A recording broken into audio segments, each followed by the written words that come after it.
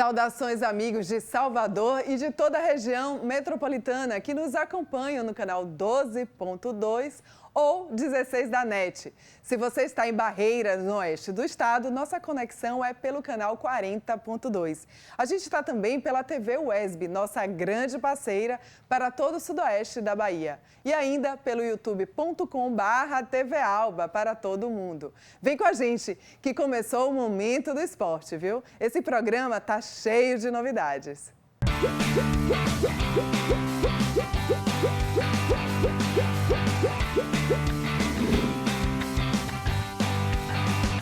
Olha, no coração do brasileiro, o futebol tem lugar garantido, né? Isso todo mundo já sabe. E pode ser de qualquer estilo.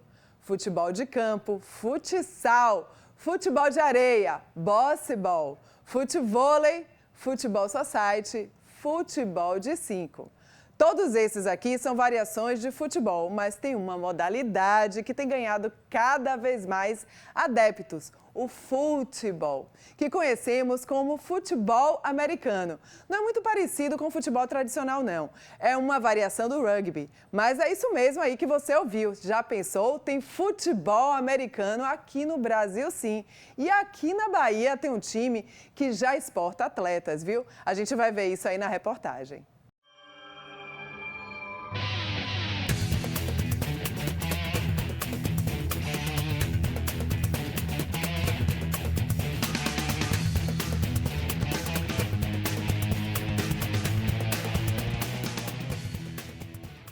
Olá, pois é, você nunca havia imaginado que existiria futebol americano no Brasil? Em Salvador, pois é, na Bahia tem sim. E ele surgiu em 2007 em Feira de Santana.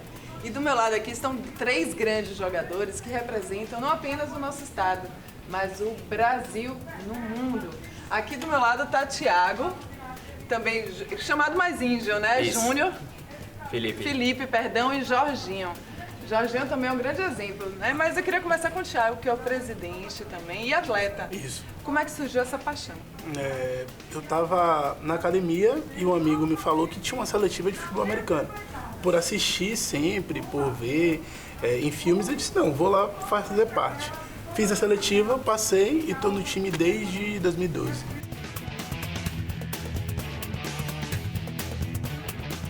Eu nem imaginava que eu iria passar na seletiva. Fiz a seletiva, passei na seletiva, conheci a realidade do esporte e aí fui tentando ajudar. Fui me envolvendo com a parte de coordenação, ajudando um, ajudando o outro. E aí fui trilhando meu caminho até virar presidente do clube. A seletiva ela é feita mais ou menos 2 vezes por ano, geralmente no início e no fim do ano. E são exercícios e atividades que nós avaliamos se a pessoa ela tem disposição para participar. São coisas bem simples, como corrida de 40 jardas, salto em distância, flexão ou supino. Então são coisas que tá no geral, no dia a dia. Peraí, Thiago, quantas flexões são? Não, você vai fazer seu máximo. Tem atleta muito bom nosso que fez 2. Ah, tá. E esse cara é exemplo e um ótimo atleta, como tem atleta que fez 60. Você fez 60? Eu fiz 48. Sério? Sim. Me diga uma coisa, Lipe. E aí, você já trouxe aí um monte de medalha. Me conte, é o flag que você competiu? Como é que foi? Exatamente. A gente teve essa oportunidade agora, esse ano, como cavalaria, né, time aqui da Bahia, de Salvador. A gente ficou em 3º lugar no Campeonato do Nordeste, foi uma conquista imensa, assim, foi a nossa melhor colocação até agora. E além da cavalaria, né, eu também faço parte da seleção brasileira de flag football, que ano passado a gente foi campeão sul-americano e agora em julho eu vou estar em Charlotte também defendendo a seleção lá nos Estados Unidos, jogando o que seria o Intercontinental, que é a classificatória direta para o Mundial. Com certeza, ainda é um pouco desconhecido, né? O futebol americano é a porta de entrada, foi a minha porta de entrada também, eu comecei no futebol americano, mas como são modalidades ali que são irmãs praticamente, que nem um futebol e futsal, elas se conversam muito, só a quantidade de jogadores. Por que as pessoas você acha que gostam mais do flag? O flag, ele é mais simples de ser entendido logo no começo. Muita gente tem esse medo do contato, né, do impacto do futebol americano. depois você entende que tem um jeito seguro de se fazer. Não é à toa que existem artes marciais, né, o judô, o jiu-jitsu, que a gente tem contato com o outro, mas que a gente consegue fazer de uma maneira segura. Então, é a primeira barreira do pessoal. Então, o pessoal vê a bola, todo mundo quer lançar a bola, quer pegar a bola, quer correr com a bola. Então, o flag você já consegue fazer isso de maneira mais prática. E depois, se quiser também, pratica o futebol americano, né? Como eu disse, são dois esportes aí muito parecidos. Jorginho, me diga uma coisa. Você foi assim, encontrou também o futebol americano, o flag aqui? Entrei na mesma época. O flag não. Flag eu não jogo, não tem espaço pra mim. Não tem porquê. Porque não tem quem bloquear no flag, né? Meu papel no futebol é só bloquear. Entrei na mesma época que Índio, né? Tinha mais ou menos a mesma faixa etária que ele. Era um pouco mais velho, tinha 17 anos. Eu e ele eram os mais novos do time naquela época. E sempre entrei na posição que eu jogo até hoje, que é de bloqueador, né? Que a gente chama de offensive line, que é o bloqueador do ataque. E joguei bastante tempo no Vitória, joguei bastante tempo, 2 anos no Vitória, e tive a oportunidade de ir para fora, né? Foi a partir do Esporte Clube Vitória, quando vocês estavam lá pela cavalaria, né, do Júlio? Isso, era mesmo. Você fez uma seletiva também para ir? Como é que foi? Isso, foi igual o processo de todo mundo. Um amigo meu que estudava comigo na escola falava que na época ele era quarterback. Falou, você tem potencial para começar. Entrei, fiz o tryout, né, que a gente chama, para você poder ingressar no time. Comecei a jogar e a partir daí nunca mais parei, né? Recebi minha bolsa de estudo e fui pro... Sim, como é que foi? Porque muita gente aqui no Brasil desconhece sobre isso, né? A bolsa de estudo, como é que foi, como é que você ficou sabendo e como é feita para alguns jovens que queiram, né? Dizer, eu me interesso. Porque é uma porta de entrada, inclusive, para um intercâmbio, você conhecer outras culturas e pode ser o esporte. Eu acho que o Brasil precisa investir mais nisso, né? Que o esporte é a porta de entrada para muitas outras descobertas, né? Foi em meados do meu 2º ano de futebol americano aqui na Bahia que veio um grupo de 4 americanos para cá dar um training camp pra gente, né? Que é um termo de treinamento especial. Sim. E nisso ele viu potencial, entrou em contato comigo e eu consegui minha primeira bolsa foi para Canadá, porque eu não falava nada de inglês, né? Então eu fui para uma escola preparatória para atletas lá no Canadá. E com isso, estudando esse 1 ano que eu fiquei no Canadá, aprendi o inglês e ia participando de training camps no Canadá para poder receber ofertas de faculdades para poder jogar lá. Você acha que quem quiser, por exemplo, hoje, o atleta, consegue viver já hoje de futebol americano ou flag aqui no Brasil? No Brasil ainda é meio difícil. É difícil, ainda né? É meio difícil, porque você precisa passar por todas as fases, construir uma carreira, mostrar que você tem algo sólido. Sim. Então, não tendo o apoio que o flag tem, o futebol americano não tem hoje em dia, é um pouco difícil. E você já tem um contrato, né, com a seleção? Não é isso? O Brasil já modifica um pouco, né? A princípio, sim. A gente consegue acessar alguns outros locais mais facilmente, mas essa questão de custos, né, isso é uma coisa que ainda a gente não tem muita ajuda. Então, a maioria dos custos das minhas viagens, então, para treinamentos com a seleção, meu custo agora para ir para os Estados Unidos está todo sendo do meu bolso. Sério? E aí, com isso, a gente conta com ações de amigos, a gente faz rifa. Eu também sou profissional de educação física, então eu também trabalho para poder custear isso. A gente faz clínicas específicas da posição e tenta se virar, basicamente, tanto individualmente como seleção, como o próprio time também ajuda, para que a gente consiga juntar. Mas essa questão de custo, de ter um patrocínio, isso a gente não tem, não é a realidade atual. E aí, será que todo mundo pode praticar esse esporte? Eu acho que sim, não pode, Thiago? Pode. Aqui você pode ver que tem 3 biotipos bem diferentes. Pequeno, mais magro, mais alto. Então é um esporte totalmente democrático. Todo mundo que queira pode participar.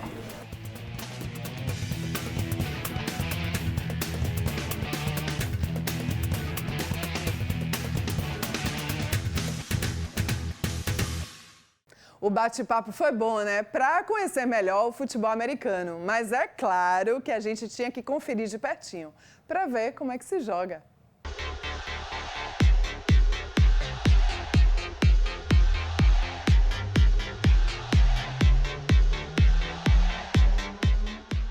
O futebol americano é um esporte de contato que surgiu em 1867, uma derivação daquele esporte do rugby.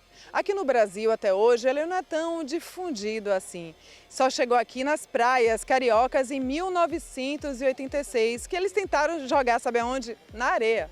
Nas areias, imagine só, de Copacabana. Até hoje, esse esporte ainda tenta galgar e ganhar a paixão nacional também. E surgiu mais uma derivação que está conquistando os corações de todos aqui, que é o flag football, que essa galerinha aqui, ó, tem praticado bastante, viu?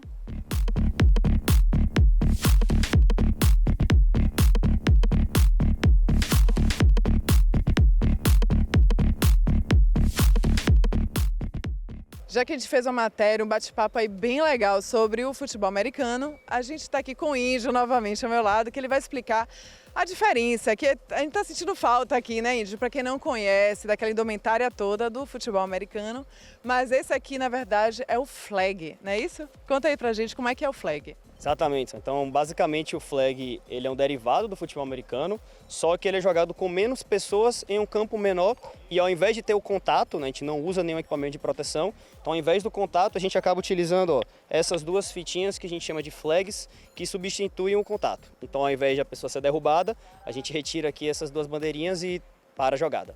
Agora, o flag, como se foi uma derivação, né, do futebol americano, era uma maneira de treino, na verdade. E agora já é oficial, também há competições de flag também? Isso, começou lá atrás como uma alternativa do futebol americano, só que hoje é um esporte que é praticado no mundo inteiro.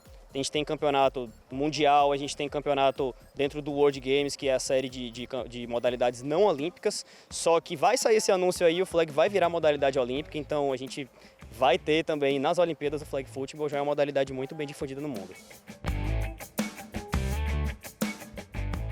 Esse campo aqui pode até não ser ainda o local ideal, mas tem feito muitos atletas serem reconhecidos para as seletivas da seleção brasileira. E outros até já tiveram experiência fora do Brasil. Felipe é conhecido como índio no esporte. Leandro Campos, Antônio Jorge, Eric Barbosa são alguns desses atletas baianos que têm se destacado. As pessoas ainda confundem um pouco, né, Leandro, em relação... Você joga futebol americano, tem que ser grandão, largão, aquele biotipo bem fenótipo, bem americano, né? Isso. Tem vários biotipos, na verdade. Como é um esporte pouco conhecido, com pouca aderência, eu acredito que tenham poucos atletas com mais estatura, mas não é um esporte que precise de muita estatura. Todas as estaturas são bem-vindas, tem várias posições diferentes.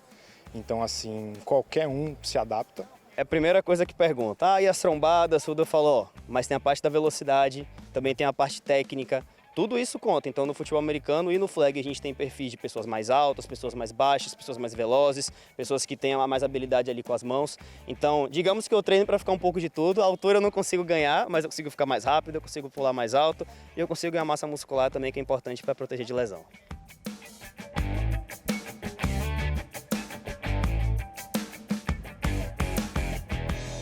Como a gente falou um pouco sobre a diferença das regras, né, entre o futebol americano e o flag, que foi uma derivação e que deu certo.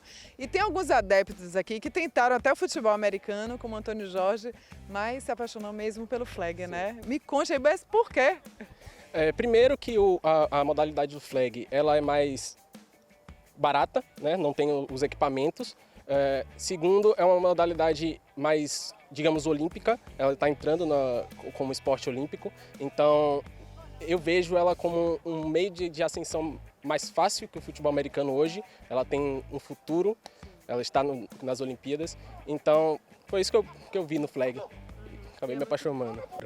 Agora, e você está fazendo aí parte dessa seleção, né, entre os 7, e essa motivação, e aí vai se chamar, vai mesmo para a seleção? Estamos lá, né, já, né? Então, vou dar meu máximo. Aí semana que vem falta uma semana pro camp, vou dar meu máximo, tentar... Vou deixar tudo lá e para ver se vão me convocar depois, me convocar até ano que vem visando a Finlândia aí, vamos ver.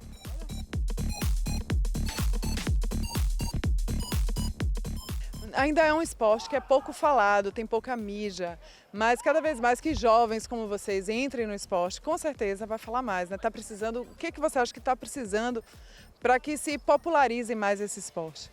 Sobretudo a gente precisa de apoio, né? O esporte no Brasil, ele costuma ter um apoio muito centrado no futebol. Então, outros esportes, eles têm menos exposição e com isso acabam tendo menos estrutura. Então, acredito que essa parte da estrutura é fundamental para a gente conseguir desenvolver o esporte. O esporte ele cresce a cada dia, por isso várias empresas estão de olho também em oportunidade de crescimento de mercado, porque é um mercado que cresce muito, tem muitos fãs a mais a cada ano.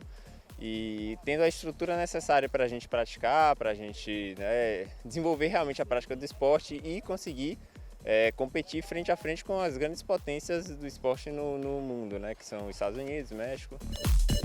E estes atletas em breve terão um local aqui em Salvador para treinarem e incentivar mais pessoas a aderirem ao esporte. Com o anúncio agora recente aqui da Prefeitura de Salvador, a gente vai ter um campo dentro da cidade de Salvador e a gente vai poder iniciar nosso projeto social dentro mesmo da cidade de Salvador. Então é muito legal, porque com uma chuteira, com esse equipamento aqui que a gente do time mesmo fornece e uma bola, a gente já joga, parecido com o futebol. Já que está falando jogo, futebol, a Cavalaria, né? Cavalaria 2 de Julho, que é o nome, né, do time de vocês, tem participado bastante aí de campeonatos que muito brasileiro, inclusive baianos, nem imaginam que existe futebol americano no Brasil, quiçá na Bahia, né? Pois é, Cavalaria a gente disputou agora o torneio Nordeste, a gente ficou em terceiro lugar e a gente se classificou para um torneio de terceiros lugares aí do Brasil que chama de Taça Prata. Então agora no final do ano a gente vai estar disputando, a gente vai estar tentando buscar essa vaga. E nosso time já foi notado, né? Eu e mais 7 baianos também, a gente teve essa primeira convocação para a seleção brasileira, então a gente vai participar de uma peneira que vai ter aqui na Bahia, inclusive, por ter essa quantidade grande de pessoas, então a gente vai poder se provar aí na frente dos melhores do Brasil. E olha só que apareceu durante a gravação da matéria, Snow, o mascote, que com certeza já é fã do Futebol Flag e ainda participa no aquecimento na hora dos treinos, bota todo mundo para correr, não é, Snow?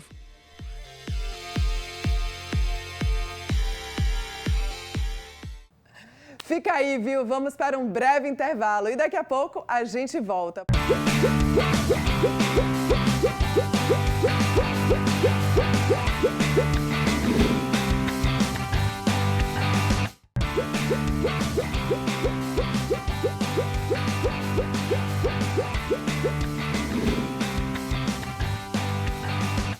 Já estamos de volta, viu? Que eu falei que seria rapidinho.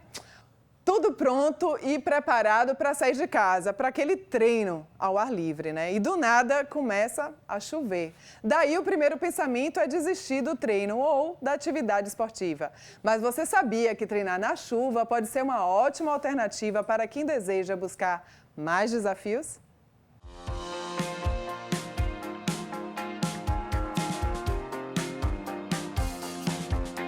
Não é novidade que a atividade física feita corretamente promove inúmeros benefícios ao corpo e à mente.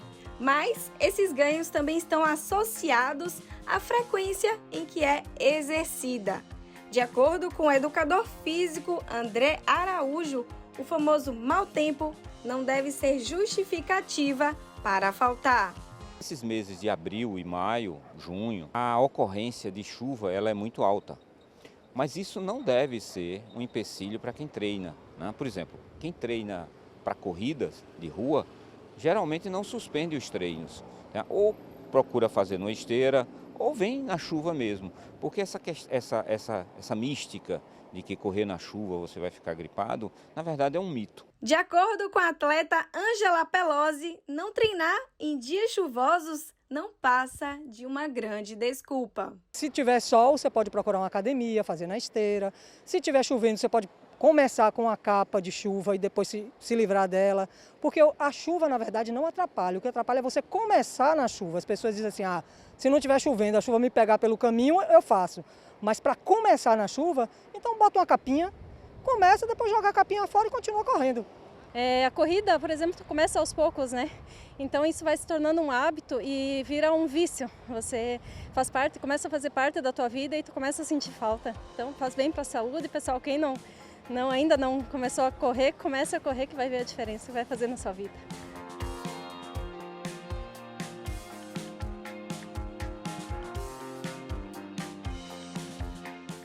Já que falamos em treinar na chuva, vamos abrir um espaço aqui para você nos enviar um vídeo do seu treino ou atividade esportiva na chuva. Vale qualquer coisa, correndo, nadando, remando ou até mesmo caminhando com seu pet. Participe! Mande seu vídeo para 996025318. Olha, tô esperando, viu? Fala pessoal do ME, eu sou o Lucas Salles e é desse jeito que eu treino na chuva.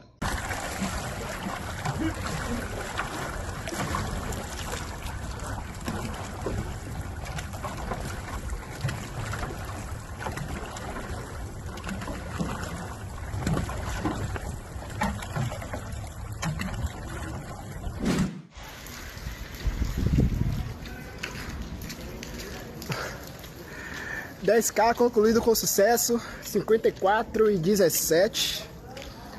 Hoje foi bem desafiador esses 10K, viu, velho? Os primeiros 6 quilômetros no sol a pino.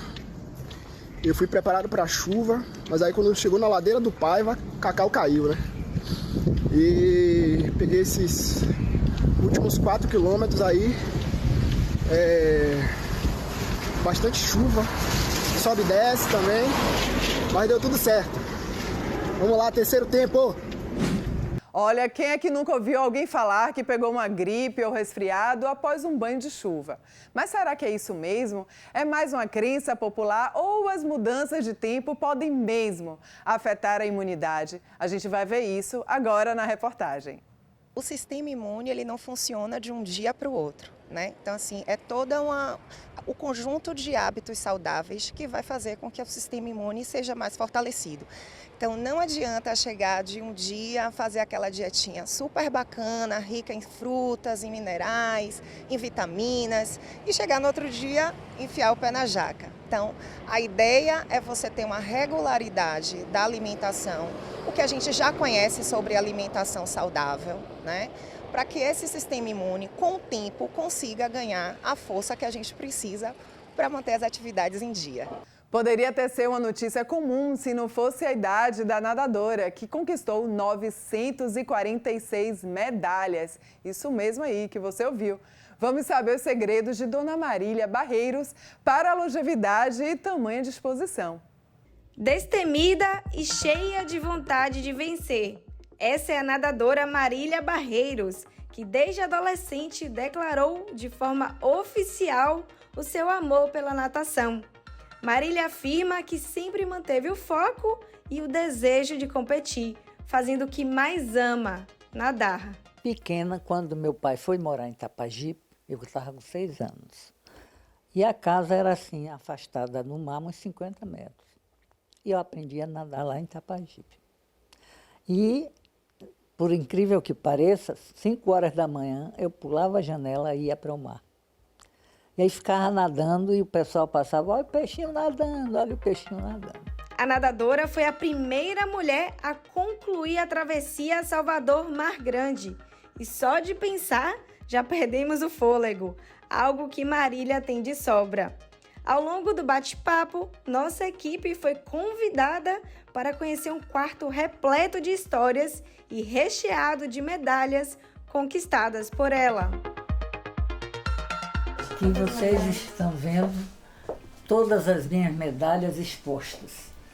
Aqui na parede, as placas, aqui as bancadas e meus troféus aqui. Tenho 48 troféus nesse quarto. Sim. Agora, as medalhas lindas que eu acho e que eu me orgulho muito são aquelas 3 top 10 aqui, ó. 2013, 14 e 2015. Atualmente, a nadadora tem se preparado para competir em 3 provas no Campeonato Baiano que vai acontecer na Piscina Olímpica do Bonocô.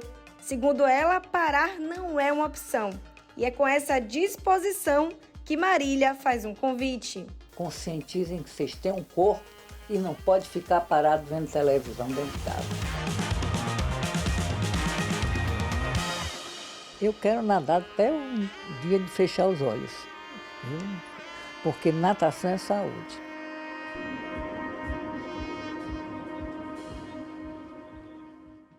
Cuidar da mente e da saúde faz muita diferença para a nossa qualidade de vida, né? Então, vamos viver. E agora, a gente vai com a nossa agenda esportiva. Bahia e Vasco, domingo. O tricolor baiano ocupa a 16ª colocação da Série A e enfrenta o Alvinegro Carioca, que está na 18ª posição na zona de rebaixamento. Vitória e Mirassol, sexta às 19h15. O Leão defende a liderança da Série B contra o 9º colocado. O jogo é importante para o rubro-negro abrir vantagem no topo da classificação.